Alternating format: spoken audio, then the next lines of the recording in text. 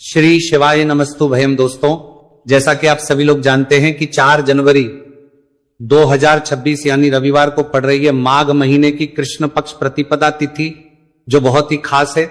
और दोस्तों, ये वो तिथि है जो कि माघ महीने में रविवार को पड़ रही है। दोस्तों, इसी दिन किया जाने वाला पंडित जी द्वारा बताया गया एक लाल फूल और एक सफेद फूल वाले उपाय आप लोगों को जरूर करना चाहिए, क्योंकि दोस्तों ये एक ऐसा उपाय है जो कि हर दिन नहीं किया जाता। माघ महीने में जो रविवार की प्रतिपदा तिथि आती है उसी दिन किया जाता है। अगर आप लोगों ने इस उपाय को नहीं किया है या किसी कारणवश नहीं कर पाए हो तो इस माघ रविवार प्रतिपदा तिथि के दिन इस उपाय से मत चूकना। दोस्तों देखिए, यह दिन इतना खास होता है, इतना महत्वपूर्ण होता है। देखा गया है कभी कभी बड़े बड़े पूजा पाठ अनुष्ठान से जो मनोकामना पूर्ण नहीं होती है, वह माघ रविवार के दिन एक छोटे से करने से ही आपकी मनोकामना पूर्ण हो जाती है। और बहुत सारे लोगों ने इस उपाय को किया भी है और उनको इस उपाय को करने का फल भी जरूर मिला है। अगर आप लोग भी इस उपाय को इस रविवार के दिन करना चाहते हैं तो आप इस उपाय को पहले अच्छे से समझ लेना, सुन लेना, उसके बाद करना। आपको इस उपाय का फल जरूर मिलेगा, आपकी सभी मनोकामनाएं पूरी हो जाएंगी। दोस्तों, हम आपको यहां पर बता दें कि ये जो एक लाल फूल और एक सफेद फूल वाले उपाय है, ये उपाय पंडित जी ने अपनी अभी की सीहोर की कथा में ही बताया है। उपाय को करने से आपके घर में चाहे किसी भी प्रकार की दुहक और समस्या क्यों ना चल रही हो, आपको उसका कारण भी नहीं पता है कि भाई ये समस्या किस कारण से चल रही है। उसका कुछ भी कारण हो सकता है, जैसे पितृदोष हो सकता है, कालसर्प दोष हो सकता है, या किसी भी तरह का मंगल दोष भी हो सकता है, और भी बहुत तरह के दोष होते हैं, कुछ भी हो सकता है। पर आपको इस उपाय को करने के लिए अपने दोष को पता लगाने की भी जरूरत है। आपके घर में किस कारण से इतनी दुख और परेशानी आ रही है वो भी आपको पता लगाने की जरूरत नहीं है। बस रविवार को प्रतिपदा तिथि के दिन इस उपाय को कर लेना है, क्योंकि इसी एकमात्र उपाय को करने से आपके पूरे घर परिवार में सुख और शांति हो जाएगी। आपके घर में अच्छे अच्छे काम होने लगेंगे। आपकी जो भी मनोकामना होगी वो भी धीरे धीरे करके पूर्ण होना शुरू हो जाएगी। अब हम समझते हैं इस एक लाल फूल और एक सफेद फूल वाले उपाय को आपको करना कैसे है, किसको करना है, किस करना है और कैसे करना है। देखो, उपाय बिल्कुल आसान है, बस समझने वाली बात है। ध्यान से समझिए, उसके बाद ही आप लोग जो है इस उपाय को जरूर कीजिएगा। सबसे पहली चीज हम लोग ये समझते हैं कि इस एक लाल फूल और एक सफेद फूल वाले उपाय को इस आने वाली रविवार प्रतिपदा तिथि के दिन किसको करना है। तो देखिए, इस उपाय को घर के सभी सदस्यों को करने की बिल्कुल भी जरूरत नहीं है। घर में से कोई एक मुख्य बड़ा सदस्य इस उपाय को करेगा तो उस घर परिवार के सभी सदस्यों को इस उपाय को करने का फल मिल जाएगा। पर वो बड़ा सदस्य कौन होगा, कौन व्यक्ति इस उपाय को करेगा, तो यहां पर देखिए हम आपको बता दें, घर की जो बड़ी माताएं बहनें होंगी, घर की बड़ी माताओं बहनों में से कोई भी एक माता बहन इस वाले उपाय को कर सकती है। अपने पूरे घर परिवार के लिए घर में सभी सदस्यों को इस उपाय को करने की जरूरत नहीं है। मात्र घर की जो माताएं बहनें हैं उनमें से कोई भी एक माता बहन इस वाले उपाय को करेगी तो उसके घर परिवार के पूरे सदस्यों को इस उपाय का फल मिलेगा। अगर किसी कारणवश माताएं बहनें घर में उपस्थित ना हो या वो इस उपाय को ना कर रही हो, कुछ दिक्कत हो, तो भाई उस जगह पर फिर घर का कोई बड़ा व्यक्ति भी इस उपाय को कर सकता है। माताओं बहनों के कहने का मतलब यह था कि माताएं बहनें घर की लक्ष्मी होती है। जब घर की लक्ष्मी कोई उपाय करती है तो निश्चित ही भगवान शिव जी जल्दी प्रसन्न होते हैं और उपाय का फल में बहुत जल्दी और बहुत बड़ा करके भी यहां पर देते हैं। तो आप लोग ये बात समझ गए होंगे। अब हम ये बात समझते हैं कि इस वाले उपाय को हमें करना किस समय है। एक लाल फूल और एक सफेद फूल वाले उपाय को हमें प्रतिपदा तिथि के दिन करना की समय है। तो देखिए, इस उपाय को करने का जो समय है, सुबह का समय भी है और शाम का समय भी है। अब देखिए, यहां पर हम मुख्य रूप से सुबह का समय नहीं बोलेंगे, क्योंकि देखिए ये जो प्रतिपदा तिथि है, और आप सभी लोग जानते हैं रविवार प्रतिपदा तिथि के दिन का प्रदोष काल का मतलब शाम का जो समय होता है ना, इस दिन भगवान शिव जी का सबसे प्रिय दिन होता है। तो आप लोग इसे एक लाल फूल एक सफेद फूल वाले उपाय को सुबह के समय भी कर सकते हो और शाम के समय प्रदोष काल में भी कर सकते हो। सुबह के समय अगर कर रहे हो तो 10 या फिर 11 बजे तक भी अगर उपाय करोगे तो भी आपको उपाय का फल मिलेगा। वही अगर शाम के समय कर रहे हो तो इस दिन जरूर शाम के समय का ध्यान रखना कि शाम के 6 बजे से लेकर 7 बजे के बीच में अगर आप इस उपाय को कर सकते हो तो बिल्कुल कर लेना, पूरी कोशिश करना। पर अगर किसी कारणवश इस समय के बीच में ना कर पाओ तो रात 8 बजे तक भी अगर आप उपाय को करोगे तो आपको उपाय का फल जरूर मिलेगा। यह बात आपको समझ आ गई कि आप इस उपाय को सुबह और शाम दोनों समय कर सकते हो। मतलब करना आपको एक ही समय है, घर में से किसी एक ही बड़े व्यक्ति को करना है, एक ही बार इस उपाय को करना है, दोनों समय नहीं करना है।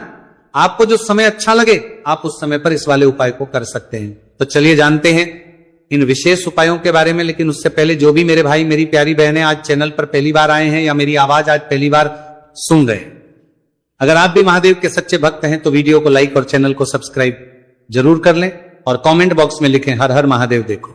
अब सबसे पहली बात आती है कि इस उपाय को हमें करना किस लिए है। जैसा कि हमने अभी आपसे बोला कि इस उपाय को करने के बाद आपके जीवन में बहुत सारी खुशियां आएंगी, आपकी मनोकामनाएं पूर्ण होंगी, आपकी धन की समस्या दूर होगी, आपकी पैसों की समस्या दूर होगी। अब देखिए, अगर आप लोग सोच रहे हो कि भाई हमें अपना घर बनाना है पर घर बनाने के लिए पैसा नहीं है, हमें गाड़ी लेना है पर गाड़ी लेने के लिए पैसा नहीं है, हमें जमीन लेना है पर जमीन के लिए पैसों की कमी पड़ रही है, अगर ऐसी ही दिक्कत परेशानी या किसी भी तरह की धन से जुड़ी हुई समस्या या पैसों से जुड़ी हुई समस्या अगर आपके जीवन में चल रही है तो ये उपाय निश्चित ही आपके जीवन में मतलब बहुत सारे मतलब फल लाकर दे सकता है। इसीलिए अगर आपके घर में बहुत ज्यादा मतलब दिक्कत समस्या परेशानी चल रही है, धन से जुड़ी हुई पैसों से जुड़ी हुई धन की बहुत ज्यादा कमी आ रही है, पैसों की आवक नहीं हो रही है, तो भाई आप लोगों को इस वाले उपाय को जरूर करना चाहिए। घर में से किसी एक भी बापे व्यक्ति को अब इस उपाय में करना क्या है वो सबसे पहले हम लोग जान लेते हैं। उपाय की सामग्री हम लोग सबसे पहले जानते हैं कि इस उपाय में किस किस चीज की आवश्यकता पड़ेगी। तो देखिए, उपाय का नाम तो एक लाल फूल और एक सफेद फूल वाला उपाय है, पर इस उपाय में कुल मिलाकर 4 सामग्री हमें लगने वाली, जो कि पंडित जी ने खुद सीहोर वाली कथा में बताया है। और जो हम आपको उपाय बताते हैं वो पंडित जी द्वारा बताए गए होते हैं, अलग से हम कुछ भी नहीं बताते हैं। तो यहां पर हम लोग समझते हैं कि इस उपाय की सामग्री क्या है। तो देखो, उपाय की जो सामग्री है वो 4 सामग्री है, जिसमें से सबसे पहली सामग्री है एक बेलपत्र। देखो बेलपत्र क्या होती है, बेलपत्र जो शिव की शिवलिंग पर चढ़ती है। दूसरी चीज है एक शमीपत्र, शमीप्र शिवलिंग पर ही चढ़ता है। तीसरी चीज है दोस्तों एक लाल फूल, उपाय का नाम है। तो एक यहां पर आपको लाल फूल लेना है। अब ये लाल फूल कौन सा लेना है, देखो शिवलिंग के ऊपर जो लाल फूल चढ़ता हो उनमें से कोई भी एक लाल फूल पसंद कर लेना और वो कहीं से तोड़कर या कहीं से खरीद कर लेकर आना और उस लाल फूल को उपाय में प्रयोग कर लेना। उसके बाद में एक सफेद फूल का विशेष रूप से ध्यान रखना, जो सफेद फूल शिवलिंग पर चढ़ता हो सिर्फ वही सफेद फूल लेकर आना, इसके अलावा कुछ मत लेकर आना, लेकिन केतकी का मत लेना। तो एक एक मात्रा में ही आपको ये चारों सामग्री चाहिए, एक बेलपत्र, एक शमीपत्र, एक लाल फूल और एक सफेद फूल। ये चारों सामग्री आप लोग तैयार करके रख लें। प्रदोष काल में या सुबह के समय जब भी आप इस उपाय को कर रहे हैं, जैसे ही आपके उपाय की सामग्री तैयार हो जाती है तो क्या हम सीधा उपाय को करने के लिए इन चारों सामग्री को मतलब उपाय करने के लिए जा सकते हैं? नहीं, तो यहां पर आपको इस बात का ध्यान रखना है कि हम भगवान शिव जी को प्रसन्न करने के लिए तो जा रहे हैं, हम अपनी मनोकामना को पूर्ण करवाने के लिए तो जा रहे हैं, पर हमें यह दर्शाना बिल्कुल भी नहीं है कि हम सिर्फ अपने फायदे के लिए भगवान शिव जी के मंदिर में आए हैं। इसलिए हम इस उपाय को करने के साथ साथ में भगवान शिव जी की पूजन अर्चना के लिए कुछ सामग्री भी जरूर लेकर जाएंगे। जैसे कि सुबह समय अगर आप उपाय को कर रहे हो, इस एक लाल फूल और एक सफेद फूल वाले उपाय को, तो भाई सुबह के समय आपको एक लोटा जल लेकर जाना है। जो लोग प्रतिदिन शिव जी के मंदिर जाते हैं, पूजन अर्चना करते हैं, जल चढ़ाते हैं, फूल बेल पत्र सब कुछ चढ़ाते हैं, भाई वो अपनी पूजन अर्चना वैसी की वैसी ही करना। बाकी जो सिर्फ उपाय को करने के लिए जा रहा है, जो कुछ भी लेकर नहीं जा रहा है, उसे कम से कम 1 लोटा जल अपने घर से भर कर लेकर जाना अगर आप उपाय को कर रहे हो, है ना। क्योंकि इस वाले उपाय को आप भगवान शिव जी की पूजन अर्चना करने के बाद ही करना। वहीं अगर बात करें शाम के समय की, अगर कोई व्यक्ति शाम के समय प्रदोष काल में इस वाले उपाय को कर रहा है तो भाई आपको मात्र 1 घी का दीपक तैयार करना है। ये बात हम हमेशा बोलते हैं, शाम के समय प्रदोष काल में कोई कर रहे हो ना, तो दीपक का विशेष महत्व होता है। रविवार प्रतिपदा तिथि, दिन का प्रदोष काल में जो भी व्यक्ति दीपक जलाता है ना भगवान शिव जी के मंदिर में, भाई उसके जीवन से सारी दुख और परेशानियां भी दूर होती है। तो भाई इस दिन दीपक का विशेष रूप से ध्यान रखना आप लोग। अगर आप इस उपाय को शाम के समय प्रदोष काल में कर रहे हो, है ना, ये जो दीपक आप लोगे ये आटे का लोगे, जो आटा आप गूंद दोगे उसके अंदर कुछ भी मत डालना, मात्र साधा आटा लगाकर उसे तैयार कर लेना और एक मीडियम साइज का दीपक तैयार कर लेना। दीपक ना ज्यादा छोटा हो ना ज्यादा बड़ा हो, है ना। उसके बाद में दीपक आपका तैयार हो जाए तो इसके अंदर जो बत्ती रखोगे वो गोल बत्ती रखोगे। देखो गोल बत्ती भी दो तरह की होगी, एक बाजार की और एक घर वाली।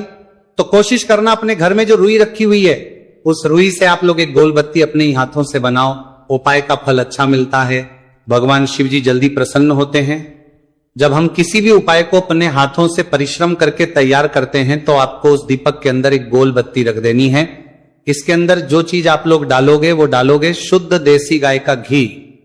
इस बात का विशेष रूप से ध्यान रखना, शुद्ध देसी गाय का घी ही डालना है, तेल वगैरह नहीं। आज के दिन तो मत डालना, रविवार प्रतिपदा तिथि के दिन, क्योंकि भगवान शिव जी का सबसे प्रिय दिन और प्रिय समय पर हम लोग इस वाले उपाय को कर रहे हैं। तो थोड़ा सा शुद्ध गाय का घी इतना डालना कि वो दीपक कुछ समय तक चल सके। ना बाजार वाला मिलावटी घी डालना, ना भैंस का घी डालना, शुद्ध देसी गाय का घी। आपको ढूंढने में थोड़ी मतलब मेहनत लगेगी और महंगा भी मिलेगा, पर गाय के घी से भगवान शिव जी प्रसन्न होते हैं और उसी शुद्ध देसी गाय के घी से घर में बरकत भी बनी रहती है और हमारे घर में सुख शांति भी बनी रहती है। इसलिए इस शुद्ध देसी गाय का घी अपने घर में हमेशा रखा करो। वो भगवान शिव जी के कार्यों में भी उपयोग में आता है और उपायों में भी हम लोग प्रयोग कर सकते हैं। तो यहां पर आपकी सारी तैयारियां हो चुकी है। उपाय को करते समय शुद्धता का विशेष रूप से ध्यान रखिएगा। सुबह कर रहे हो तो भाई सुबह तो आपको स्नान करना ही करना है, बाकी शाम को कर रहे हो तो शाम को मात्र हाथ मुंह धोकर भी आप लोग इस वाले उपाय को कर सकते हो, कोई दिक्कत वाली बात नहीं है भाई। उपाय की पूरी सामग्री तैयार कर और पूजन सामग्री लेकर आपको भगवान शिव जी के मंदिर पहुंचना है, जो आपके घर के पास में हो, जहां पर शिवलिंग विराजित हो, शिवालय हो, वहां पर आप लोगों को पहुंचना है। और जैसे ही आप भगवान शिव जी के मंदिर में पहुंचते हो वहां जाकर ही उपाय शुरू नहीं करना है। पहले आपको भगवान शिव जी की पूजन अर्चना करना है। पूजन अर्चना कैसे करोगे? सुबह के समय गए हो तो एक लोटा जल वगैरह जो भी पूजन सामग्री लेकर गए हो, उससे पहले पूजन सामग्री आप लोग मतलब पूजन भगवान शिव जी की कर लो। जो व्यक्ति सिर्फ एक लोटा जल लेकर गए हैं वो शिव जी के शिवलिंग पर मात्र एक लोटा जल एक धारा से धीरे धीरे करके चढ़ा लो। अपनी पूजन अर्चना आप लोग जो है पूरी कर लो पहले। उसी के बाद अगर आप शाम के समय कर रहे हो तो पहले जाकर बैठना है भगवान शिव जी के शिवलिंग के पास में। आप जो दीपक तैयार करके लेकर आए हो उस दीपक को पहले जलाना है। ये जो दीपक आप लोग जलाओगे ना, ये किसी और की माचिस से मत जला, अपनी ही माचिस अपने ही घर से लेकर आना और इस दीपक को अपने ही माचिस से जलाना। अगर आपने मंदिर की माचिस या किसी और की माचिस ले ली, इस उपाय को करने में इस उपाय का फल उस व्यक्ति को भी बहुत मिल जाएगा। इस बात का ध्यान रखना, अपने घर से अपनी ही माचिस लेकर जाना और इस दीपक को जलाना। दीपक को जलाने के बाद भगवान शिव जी की शिवलिंग के पास में रख देना। शिवलिंग के इतना पास में मत रखना कि शिव जी को आंच लगे, थोड़ी सी दूरी बनाकर ही जो है इस दीपक को शिवलिंग के पास में आप लोग रख दीजिएगा। अब जैसे ही आपकी पूजन अर्चना हो जाती है, भगवान शिव जी के शिवलिंग के सामने या आसपास कहीं पर भी बैठ जाइए उपाय को करने के लिए। और उपाय को करने से पहले आप लोग अपनी वो चारों पूजन सामग्री निकाल लीजिए। उपाय की जो सामग्री है वो निकाल लीजिए और भगवान शिव जी के शिवलिंग के ऊपर एक माता अशोक सुंदरी जी का स्थान देख लीजिए। माता सुंदर जी का जो स्थान होता है वो जलाधारी के ऊपर होता है, जलाधारी के बिल्कुल बीचों बीच में होता है। आप लोगों ने देखा भी होगा शिवलिंग की जलाधारी होती है, जलाधारी के बिल्कुल बीचों बीच का जो स्थान होगा वो माता अशोक सुंदर जी का स्थान होगा, क्योंकि यहीं पर हमें ये जो है उपाय को करना है। सबसे पहली चीज जब हम उपाय को करना शुरू करते हैं, आप सबसे पहले अपनी एक बेलपत्र उठा लो। एक बेलपत्र को आपको माता अशोक सुंदरी जी वाले स्थान पर सबसे पहले समर्पित करना है। बेलपत्र की डंडी का मुख होगा जलाधारी की तरफ जहां से जल बहता है और नीचे गिरता है, और बीच वाली बड़ी पत्ती का मुख मतलब शिवलिंग की तरफ होगा। इस तरीके से आपको इस बेलपत्र को माता अशोक सुंदरी जी वाले स्थान पर समर्पित कर देना है। उसके बाद में अपनी एक शमी पत्र उठा लो जो आप उपाय के लिए लेकर आए हुए हो। शमी पत्र को उठाकर शमी पत्र की भी जो डंडी का भाग होगा वो जल की तरफ करके, जहां से जल बहता है नीचे गिरता है उस तरफ करके, और पत्ती वाला भाग शिवलिंग की तरफ करके इस शमी पत्र को भी उस बेल पत्र के ऊपर आपको समर्पित कर देना है। समर्पित करने के बाद अब आप ले लो अपना एक लाल फूल जो आप उपाय को करने के लिए लेकर आए हुए हो। इस लाल फूल का जो खिला हुआ भाग होगा, चाहे वो गुलाब का फूल हो, चाहे कोई सा फूल जो शिवलिंग पर चढ़ता हो, भाई उस फूल का जो खिला हुआ भाग होगा वो शिवलिंग की तरफ होगा। बाकी जो पीछे का भाग होगा फूल का, वो जलाधारी की तरफ जहां से जल बहता है नीचे गिरता है उस तरफ होगा। और आखिरी में आपका जो एक सफेद फूल बचा हुआ है, इस सफेद फूल को भी आपको लेना है, और सफेद फूल का जो खिला हुआ भाग होगा वो शिवलिंग की तरफ होगा, जहां पर शिवलिंग रखा हुआ है उस तरफ होगा, और डंडी का भाग जलाधारी के पीछे की तरफ हो जाएगा। मतलब जो जहां से जल बहता है और नीचे गिरता है, जब आप एक बेलपत्र, एक शमी पत्र और एक लाल फूल, एक सफेद फूल चढ़ा रहे हो, तो उस समय आप लोगों को कांता भगवान या कांता चक्र का नाम लेते हुए ही जो है इस उपाय को करना है, और भगवान शिव जी और नारायण जी का स्मरण करते हुए ही इस उपाय को आपको करना है। तो जब भी आप एक बेलपत्र, एक शमी पत्र, एक लाल फूल और एक कमी हो रही है, जो भी दुख और समस्या परेशानी चल रही हो, आपको अपनी वो दुख और जो है भगवान शिव जी से उपाय को पूरा करने के बाद वहीं पर पास में बैठकर बोल देना है, हाथ जोड़ के आंखें बंद करके अपनी परेशानी और श्री शिवाय नमस्तुभयम का जाप करना है। दोस्तों, आज हमने इस वीडियो में कुछ उपाय बताए हैं जो आपको करने हैं। अगर आपको वीडियो अच्छी लगी हो तो वीडियो को 1 लाइक और चैनल को सब्सक्राइब जरूर करें। हर हर महादेव।